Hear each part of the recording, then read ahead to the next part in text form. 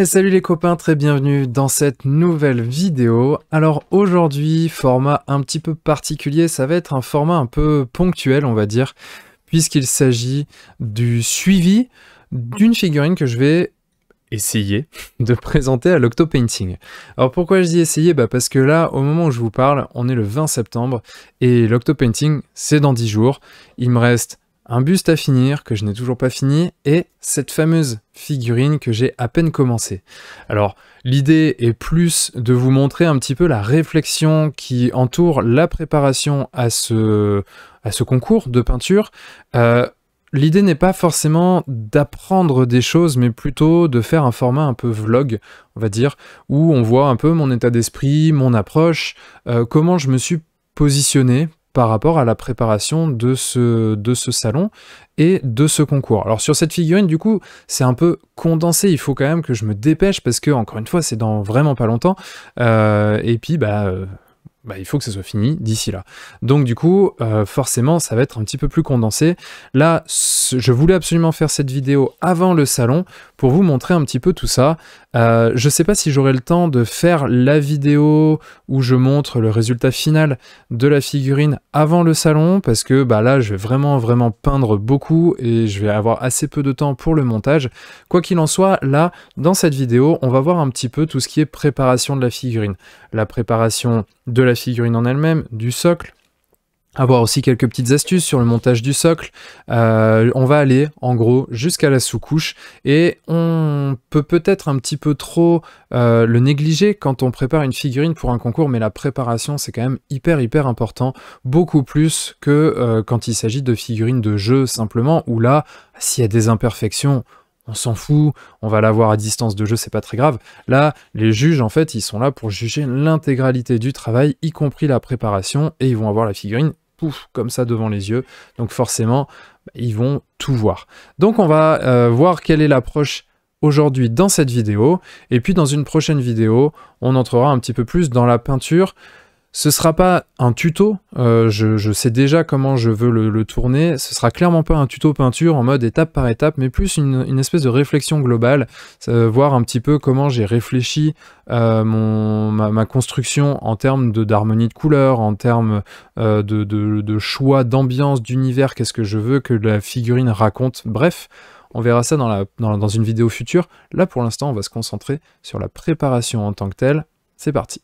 Ok, donc c'est parti pour cette petite aventure où on va suivre toutes les étapes que je vais réaliser sur cette figurine, du montage jusqu'à la présentation au concours de l'Octopainting. Donc déjà, il y a un premier challenge, il faut que ça soit fait pour l'Octopainting, sachant que nous sommes le 6 septembre et que l'Octopainting c'est dans moins d'un mois. Donc là, il faut vraiment pas chômer parce que c'est pas la seule pièce que je veux présenter, c'est même pas la prioritaire, mais celle-ci, c'est celle que je veux faire pour que vous puissiez vivre ça avec moi au travers de ces vidéos. Donc du coup, on va commencer par le montage, je vais segmenter ça en différentes parties pour que les vidéos, que la vidéo fasse pas 4 plombes non plus, et puis que vous puissiez suivre ça petit à petit dans l'avancée, puisque sinon, ça veut dire que probablement, je vais finir pas très longtemps avant l'Octopainting, et sur la fin, j'aurai à mon avis plus l'envie de consacrer du temps à la peinture, à la finition de mes pièces plutôt que au montage de vidéos, clairement. Donc on va faire ça en plusieurs étapes, et la première étape qui est très importante pour un concours, c'est évidemment le montage de la figurine. Alors pour le montage, il y a deux choses que je recommande plus que fortement. Cette pince coupante, qui est la pince coupante de chez Redgrass Game. Alors pourquoi celle-ci? Parce qu'elle a un côté plat, donc ce côté plat en fait ça va permettre de faire des coupes très propres, et ensuite un couteau de précision comme cela. Alors celui-ci il a vécu, la lame est cassée, tout ça, je l'ai en fait parce que du coup ça me permet de venir, en gros vu que la lame est émoussée, ça me permet de venir faire certaines choses sans me couper les doigts, et par contre celui-ci, la lame est toute neuve et donc du coup ça coupe de ouf, donc là il faut faire vraiment très attention de ne pas venir s'entailler parce que franchement c'est très vite arrivé. Donc la première chose à faire, bien évidemment ça va être de dégrapper. Alors là on le voit pas, mais j'ai le guide de montage en face de moi. Alors, le guide de montage, si on monte des figurines qui sont de la Game Games Workshop, est vraiment important parce que c'est vrai que si vous êtes de l'ancienne génération, vous avez peut-être connu les grappes où finalement toutes les pièces entraient un peu, bah, on va dire n'importe comment, c'est-à-dire qu'on pouvait mélanger un peu les figurines, tout ça. Aujourd'hui, c'est plus du tout le cas. Donc là, on va vraiment faire attention de bien respecter le guide de montage avec les numéros. D'ailleurs, c'est vrai que ça, c'est un petit peu le casse-tête. C'est un peu un calvaire parce que les grappes, notamment, encore une fois, les grappes chez Games, l'organisation, elle est à l'optimisation plus qu'à la logique. Donc, du coup, bah, ça prend un peu de temps de trouver parfois la bonne pièce parce que c'est pas non plus rangé, on va dire, par ordre numérique. Et donc du coup, on fait bien attention en coupant avec la pince de mettre le plat contre la figurine et non pas l'inverse, parce que c'est ce côté plat qui va faire une coupe relativement propre, alors même s'il faudra la retravailler derrière bien évidemment. Et là, ce qu'on voit en fait, c'est que je dégrappe toute la figurine, mais je fais des petits tas. Alors pourquoi je fais ces petits tas? Bah, tout simplement parce que c'est l'ordre du guide de montage. Donc ça me permet de ne pas m'y perdre. Malgré tout, je dégrappe là l'intégralité de la figurine en une fois, parce que bah, ça fait gagner du temps de le faire en une fois, tout simplement. Mais voilà, il faut pas tout mélanger, parce qu'après, finalement, on perdrait du temps à retrouver les pièces par pièce, tout ça, machin. Bon, là, en l'occurrence, c'est une figurine pour un concours. On n'est pas non plus sur les mêmes problématiques que quand il s'agit de montage d'une armée entière, bien évidemment.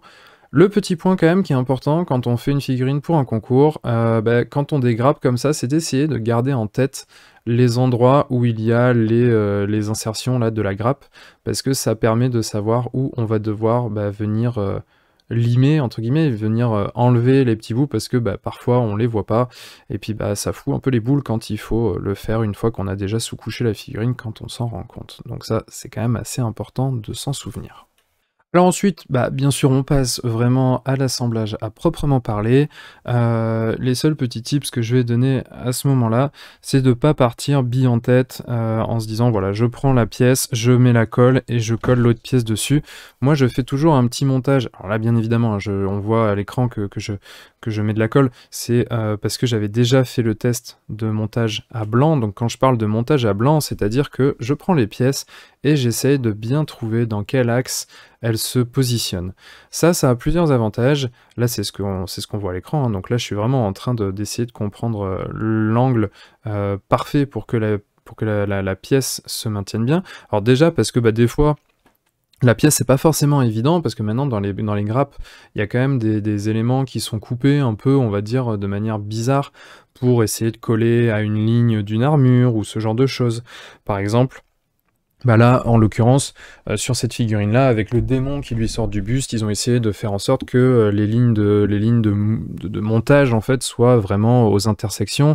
Donc, tout n'est pas forcément hyper logique du premier coup d'œil. Donc, c'est intéressant de faire un petit montage à blanc pour être sûr que la pièce se monte bien dans tel ou tel sens. Ça permet d'éviter des erreurs, de se retrouver avec des pièces qui sont collées au mauvais endroit ou dans le mauvais axe, et donc du coup de se retrouver aussi avec des trous, avec des espaces entre les pièces, enfin bref, d'éviter toutes les petites erreurs comme ça.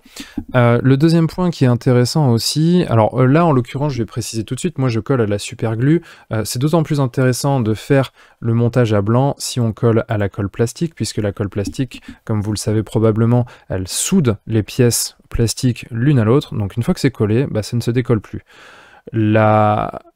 La super glue, l'avantage en fait, c'est qu'elle a quand même cet intérêt de pouvoir être décollée derrière, notamment si on la refroidit, par exemple en mettant la pièce au congélateur, on va dire que ça va fragiliser la super glue, et donc du coup après les pièces sont un peu plus simples à faire sauter. Bien évidemment, il faut éviter de le faire parce que sinon c'est un moment où on peut vachement abîmer la figurine, mais quoi qu'il en soit, c'est toujours plus possible de revenir en arrière avec la super glue.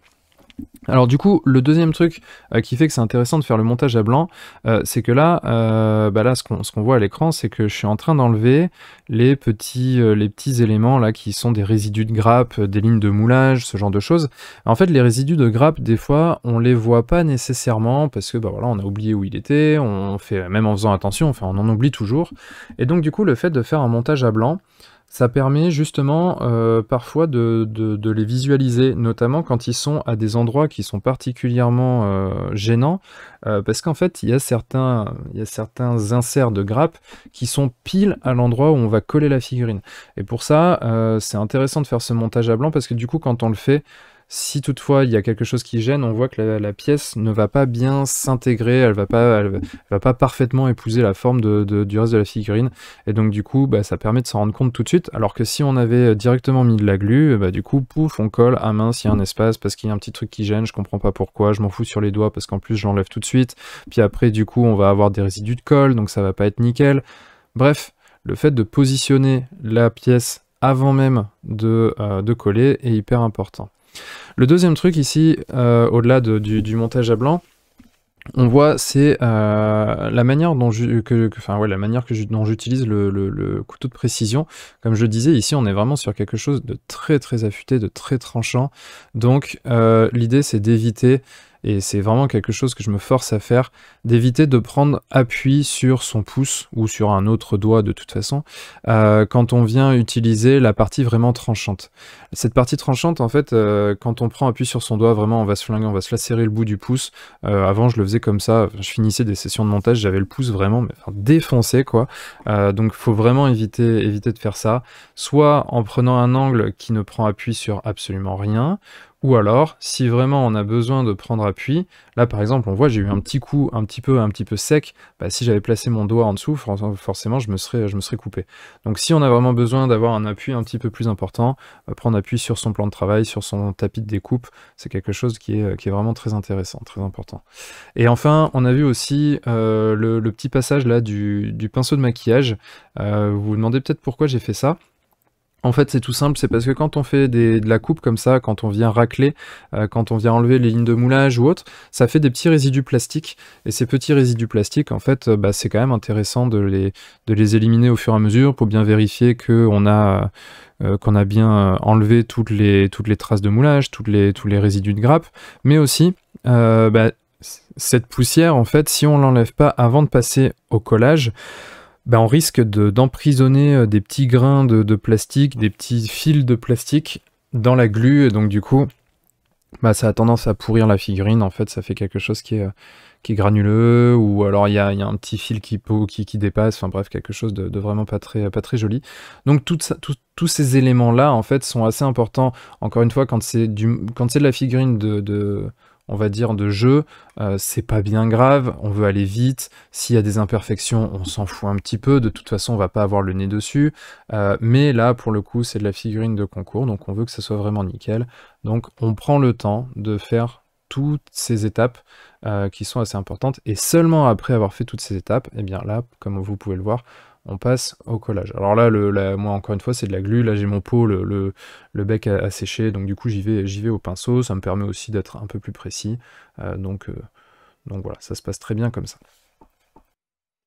Alors voilà, une fois que la figurine est entièrement montée, donc là pour l'instant on voit bien que je la fixe pas à son socle, parce que le socle je vais le construire et je vais le sous-coucher en même temps que la figurine. Donc là maintenant l'étape c'est, une fois qu'on a monté, on va nécessairement avoir des petits espaces, des trucs à combler, et pour ça j'utilise de la green putty. Alors là, en l'occurrence, j'ai utilisé de la green putty, on pourrait en débattre, hein. Il y a plusieurs choses qu'on peut utiliser, du milliput, de la green putty, de la green stuff, enfin bref, il y a pas mal de choses. Là, en l'occurrence, j'ai utilisé ça. Alors, comment ça s'utilise? Finalement, j'ai changé l'utilisation assez récemment. Avant, je l'utilisais pure, je venais l'appliquer, puis ensuite j'essayais de la gratter. Le problème, c'est que green stuff, green putty, tout ça, ça se lime pas bien, en fait. C'est pas propre, ensuite, ça fait vraiment un granulé.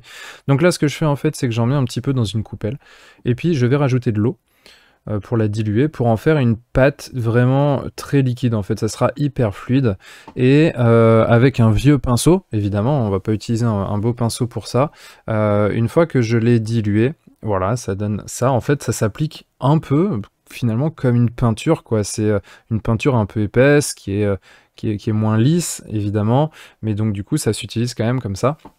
Et en fait, cette pâte, eh bien, on va venir la passer dans les creux pour combler là, par exemple, on voit qu'il y a un espace au niveau de l'épaulette. C'est très très très important de le faire quand on veut faire des figurines de concours, pour la bonne raison que en fait, ce sont des espaces, si on ne les comble pas à ce moment-là, de la manière qu'on veut. Encore une fois, là j'ai utilisé ça, il n'y a pas que cet outil-là qu'on peut utiliser, loin de là. Mais si on ne les comble pas, ces espaces vont se voir avec la peinture. Le seul moyen qui ne se voit pas, ça serait d'avoir une peinture hyper épaisse qui viendrait combler le creux, mais évidemment, vu qu'on veut quelque chose de fin, on veut quelque chose de joli, c'est pas du tout la méthode à utiliser, en tout cas c'est pas celle que je recommande. Il faut vraiment les combler avant, parce qu'une fois qu'on a sous-couché, on s'en rend compte, bon bah du coup on fait on recomble par-dessus, puis faut remettre un petit peu de sous-couche, enfin bref, c'est une galère. Donc là, c'est vraiment, voilà, l'idée c'est vraiment de le faire très très finement avec ce type de méthode. Donc là en fait je fais le tour de la figurine, j'identifie les différents endroits où il y a des creux que je ne veux pas laisser. Il y en a qui sont pas trop gênants. Et on peut les laisser parce qu'ils sont au bon endroit. Mais quand c'est vraiment pas au bon endroit, bah voilà, on essaie de les combler. Là, ce que je fais ici, par exemple, c'est qu'il y a un tout petit creux qui est un petit peu trop prononcé au niveau de l'armure. Donc du coup, je viens passer mon green petit, puis ensuite, avec un pinceau propre et humide, je viens enlever l'excédent. Je le tire comme ça, ce qui fait que ça va laisser quelque chose de bien propre. Alors, maintenant, on va passer à la construction du socle. Donc, on va le voir juste après. J'ai pris une source d'inspiration pour créer ce socle. Ça, c'est quelque chose, en fait, que je faisais pas nécessairement, et j'en ai beaucoup parlé avec Girio, du studio Della Vida, qui m'a dit que c'était quand même vraiment important de le faire, en fait. C'est vrai que... Enfin, en fait, c'est marrant finalement de pas le faire, parce que c'est assez logique quand on y réfléchit. Quand on veut créer quelque chose, c'est toujours plus simple d'avoir une base déjà d'inspiration, sans forcément pour répliquer à l'identique, mais au moins pour avoir quelque chose qui y ressemble. Bref, on y reviendra après parce que j'ai prévu de vous montrer la source d'inspiration, notamment au moment du choix des couleurs. Mais là, j'étais en train donc de structurer mon socle. Donc pour ça, je commence à arracher des bouts de liège parce que mon socle sera plutôt de la rocaille. Mais je me suis rendu compte que les bouts arrachés, ils étaient finalement un petit peu trop volumineux par rapport à moi, ce que je voulais vraiment faire. Donc je suis venu prendre des petites plaques de liège comme ça qui sont plus fines. Et en fait, ce que je veux, c'est finalement des espèces de zones de roches assez plates avec des crevasses. Donc ce que je fais en fait, c'est que je prends une plaque de liège et je viens arracher de manière à créer en fait des crevasses qui se forment, qui ont des formes aléatoires. Mais par contre, je viens remettre en contact les deux zones arrachées. Ce qui fait qu'en fait, ça a une cohérence, ça garde la bonne forme pour créer ces espèces de crevasses. Alors là, du coup, j'avance un petit peu dans le temps. Là, ce que j'ai fait, donc j'ai commencé à organiser mon socle un petit peu. J'ai vu ce qui collait, entre guillemets, en termes de crevasses par rapport à moi, ce que je voulais créer. Donc, je crée une première couche avec on va dire, ces effets, ces plaques de liège, pardon. Donc je viens coller directement sur le socle avec de la glu les plaques, et comme je vous le disais, donc je viens remettre quasi en contact, juste avec un petit espace qui crée cette crevasse, les zones qui ont été arrachées, qui étaient initialement liées. Vraiment, c'est, entre guillemets, je me suis dit, c'est logique de fonctionner comme ça, c'est un peu genre la tectonique des plaques, quoi. C'est quand les plaques, elles sont collées, à un moment donné, elles vont se séparer, elles vont s'arracher, elles vont quand même conserver une forme qui est relativement identique à ce qu'elles avaient à la base. C'est pour ça que, voilà, quand on a étudié ça au collège, tout ça, on voyait qu'en fait, les continents actuels, ils s'emboîtent si on les rapproche. Et là, c'est un petit peu cette méthode que j'ai voulu reproduire pour avoir quelque chose d'assez cohérent. Donc là, en fait, je construis mon premier étage avec cette première couche de liège. Maintenant, je veux pas que ça soit trop plat, donc du coup, on va le voir par la suite, je crée un second étage. Donc là, en plus, j'étais un petit peu hors cadre quand j'ai filmé, donc du coup, je vais sauter directement une fois que j'aurai fait tout ce montage. Mais grosso modo, je vais utiliser la même technique en montant d'un cran, et donc du coup, en respectant à nouveau ce que je viens d'expliquer. Et étant donné qu'on est sur une figurine qui sera jouable, et bien du coup, ce que je fais, c'est que je fais le contour du socle, comme ça. Si ça avait été pour, on va dire, pour une figurine vraiment purement d'exposition, sur un socle plus large ou autre, eh bien, j'aurais bien évidemment pas fait ça. J'aurais essayé de construire quelque chose, voilà, qui serait un peu moins défini en termes de fin de socle. J'aurais fait quelque chose de plus large. Mais là, j'ai envie de la conserver vraiment jouable, donc avec un socle normal. Donc je fais mon tour de socle avec la pince coupante, puis là, comme on ne le voit pas à l'écran, du coup, avec le couteau de précision. Alors voilà ce que ça donne une fois que j'ai fait mes 2 étages. Donc vraiment là c'est les deux qui sont collés l'une sur l'autre, avec les crevasses qui sont bien dessinées et le contour de socle qui est bien fait. Maintenant donc ce que je veux sur ce socle, c'est avoir un univers, donc comme je le disais, rocailleux, mais aussi avec des cristaux. Et donc là du coup on va voir comment on peut créer très facilement et entre guillemets gratuitement des cristaux pour son socle. Alors pour ceux qui se demandaient quoi faire de leur grappe, eh bien c'est une très bonne chose pour créer des cristaux. Donc là du coup ce que je fais c'est que je me coupe des petits bouts comme ça de grappe. En fait ça donne une très bonne base pour créer ces cristaux parce que on a cet aspect très longiligne qui nous donne une structure de base. Et ensuite, ce que je vais faire, donc là, c'est ce que je disais tout à l'heure, là, bien faire attention de le couper dans le sens du tapis de découpe et pas venir le couper sur ses doigts. Ici, en fait, ce que je vais faire, c'est que je vais venir entailler ces résidus de grappe. Donc en fait, ce que je fais, c'est que dans un premier temps, avec le couteau de précision, je viens casser l'aspect trop symétrique de ces morceaux de grappe. Donc en fait je viens entailler les angles, les 4 angles, je viens les entailler comme ça de manière assez longue, c'est-à-dire que je fais une coupe assez haute. Je fais pas une coupe trop petite, trop franche, et ça je viens le faire un petit peu sur l'ensemble de la pièce, de manière à casser un peu ce côté trop encore une fois symétrique, et de créer des zones de plat. Les cristaux ont quand même, c'est rarement, enfin en tout cas dans l'imaginaire qu'on a par rapport à moi ce que j'ai pu regarder sur les références, ça a rarement un côté carré quoi. C'est vraiment quand même très géométrique certes, mais avec beaucoup de facettes. Une fois que j'ai fait ça, je vais créer le plat, entre guillemets la zone un peu plus plate qui est au sommet du cristal, donc ça va rester quelque chose d'assez pointu, mais beaucoup plus plat, c'est beaucoup moins, entre guillemets, l'angle, il va être beaucoup moins important.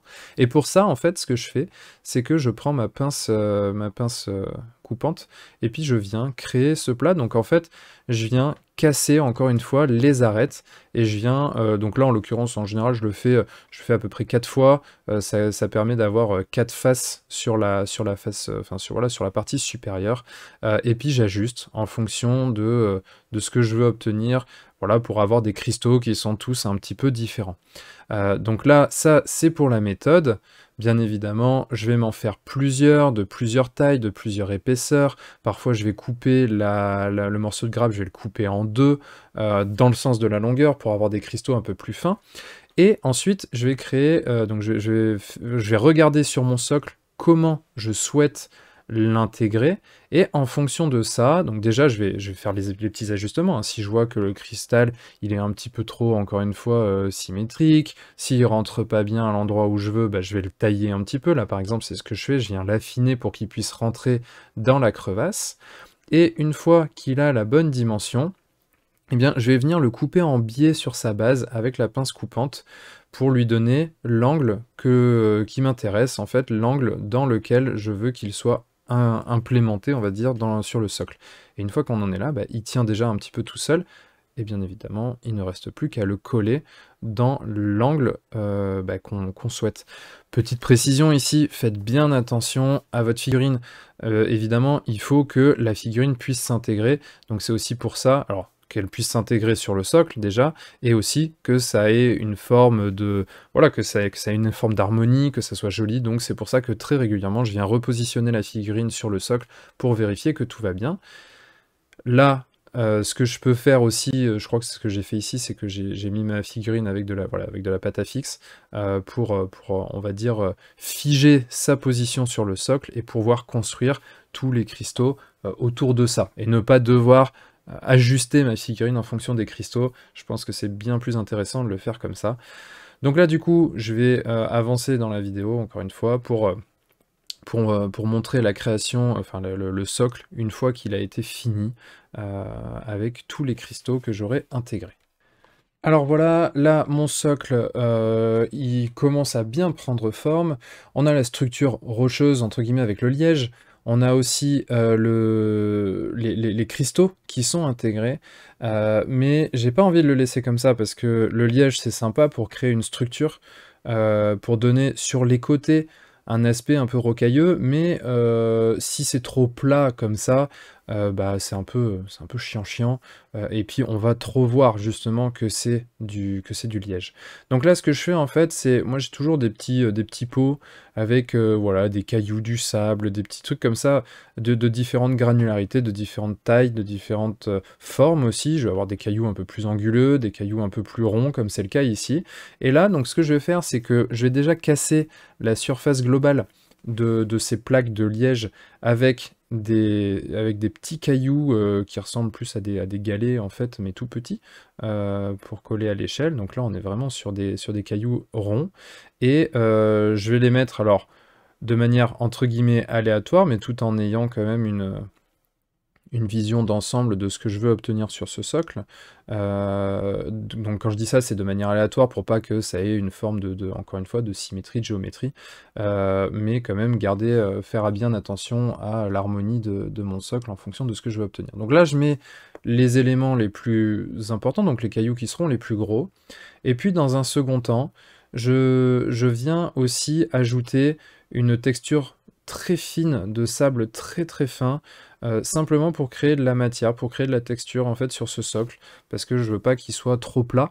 Donc je le fais à deux endroits différents. Je le fais sur le dessus, donc c'est-à-dire que là je viens ajouter des petits grains de sable sur la roche en elle-même, pour créer de la matière, pour créer de la texture sur le dessus de la roche, mais je viens aussi le faire sur le contour du socle, pour que justement bah, on n'ait pas cette impression de voilà, ces deux plaques de liège coupées l'une sur l'autre, collées, avec un espace à chaque fois entre les deux qui est bien trop régulier, et donc du coup ça ne fonctionnerait pas.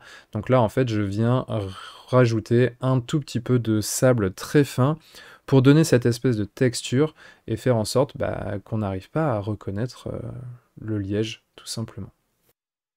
Un autre élément important ici, c'est le fait que j'ai tigé la figurine. Donc tiger la figurine, ça veut dire que je viens percer comme ça avec une perceuse à main. Dedans, j'ai mis des petits bouts de trombone, que j'ai redressé bien évidemment, et ça me permet en fait de ne pas fixer tout de suite la figurine à son socle, pour pouvoir peindre plus facilement le socle. Alors là, ce que je montre, c'est qu'il faut bien utiliser une pince qui craint moins, parce que la pince plate de chez Redgrass, si vous utilisez pour ça, ça va la flinguer complètement, donc il faut pas le faire. Ensuite, du coup, pour savoir où percer dans le socle, eh ben, je viens mettre un petit point noir comme ça sur mes petits bouts de trombone. Je vais mettre juste une toute petite pointe de peinture, et puis je viens appuyer sur mon liège à l'endroit où je vais définitivement fixer ma figurine. Comme ça me permet en fait d'avoir deux points noirs qui sont les cibles, voilà, là on les voit, les deux points noirs qui me permettent de savoir exactement où je dois percer. C'est quand même vachement plus pratique que de le faire à l'œil. Et ensuite, bah, bien évidemment, on vient percer comme ça dans le socle. On fait bien attention de bien percer au travers du socle, comme ça donnera une meilleure prise pour la figurine. Et une fois qu'on a percé, donc là je l'avais déjà fait, hein, c'est pour ça que je ne l'ai pas fait plus longtemps que ça, ensuite ça nous permet de venir positionner la figurine comme ça, et l'avantage encore une fois, c'est qu'on va pouvoir tout sous-coucher d'un coup, elle est fixe quand on en a besoin, mais on peut aussi l'enlever pour pouvoir peindre le socle de manière détachée, et ça c'est quand même vachement intéressant.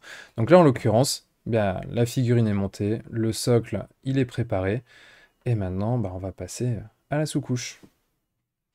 Donc voilà, ça y est, là on a fini la préparation de cette figurine, une étape vraiment très très importante pour de la figurine de concours. Donc là j'ai fini la sous-couche je l'ai faite à l'aérographe avec toujours le classique matte black de chez Green Stuff World. Donc voilà, là c'est fini pour cette vidéo, on va passer à la conclusion. Et voilà les copains, c'est fini pour cette première vidéo sur cette figurine qui est destiné au concours de l'Octopainting. Donc j'espère que ça vous a plu, ce nouveau format qui n'est pas censé être sur la durée, en fait, qui va vraiment être juste très ponctuel là pour la préparation de l'Octopainting, pour vous faire suivre un petit peu ça.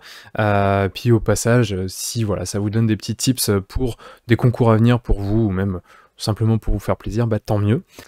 Avant de vous laisser sur cette vidéo, j'ai une petite annonce à vous faire. C'est que aujourd'hui, il va y avoir 2 figurines à gagner. Ce sont les figurines officielles de l'Octogone. Alors, je vais pas vous donner le nom, il va falloir aller voir sur le site de l'Octogone. Alors, je dis sur le site, c'est aussi sur la page Facebook de l'Octogone ou encore sur ma page Facebook, puisque j'en ai parlé. J'ai en effet peint ces 2 figurines et je vous propose de les gagner. Et pour les gagner, c'est très simple, je vais faire un tirage au sort. Il y aura un gagnant qui gagnera les 2 figurines et ce gagnant sera tiré au sort parmi ceux qui vont commenter sous cette vidéo en m'indiquant quel est le nom de ces 2 figurines. Alors ça devrait pas être trop difficile à trouver, mais en tout cas voilà, c'est une manière de vous remercier aussi de me suivre, et comme c'est l'occasion par rapport à l'Octopainting, je me disais que ça pouvait être cool. En tout cas, voilà, faut commenter sous la vidéo, faut donner le nom des 2 figurines et je ferai un tirage au sort parmi les commentaires. À noter que je vais aussi permettre à ceux qui vont venir sur l'Octopainting, puisque c'est lié à cet événement, je trouve ça assez cool, ceux qui viennent sur l'Octopainting, eh bien si vous venez me saluer pendant l'Octopainting, si vous venez me faire un petit coucou, eh bien du coup ça vous fera une chance supplémentaire de gagner les figurines. Donc en fait, au lieu d'avoir simplement une fois votre nom dans le tirage au sort, vous l'aurez une 2e fois si vous êtes passé me faire un petit coucou sur l'Octopainting. Donc j'aimerais bien, voilà, vous rencontrer, moi ça me fait toujours plaisir, donc bah forcément, si vous venez me voir, ce sera avec un grand plaisir, en plus bien évidemment de vous offrir cette chance supplémentaire. Bien évidemment, avant de vous laisser sur cette vidéo, il me reste à vous souhaiter une très bonne soirée. N'oubliez pas, encore et toujours, si la vidéo vous a plu, de mettre le petit like, de la partager, de commenter. Alors là, en plus, hein, bien évidemment, du petit jeu, bah, de la commenter pour donner un petit peu votre ressenti, tout ça. Vous pouvez toujours vous rendre sur le blog apprendre-la-peinture-sur-figurine.com où j'y ai toujours le petit guide en téléchargement gratuit, le petit guide du débutant en peinture sur figurine. Et d'ici à la prochaine vidéo, ben, moi je vais aller peindre, déjà ça c'est sûr, et puis vous, ben, je vous souhaite une très bonne soirée, et bien sûr, n'oubliez pas de mettre des couleurs dans votre vie. Ciao!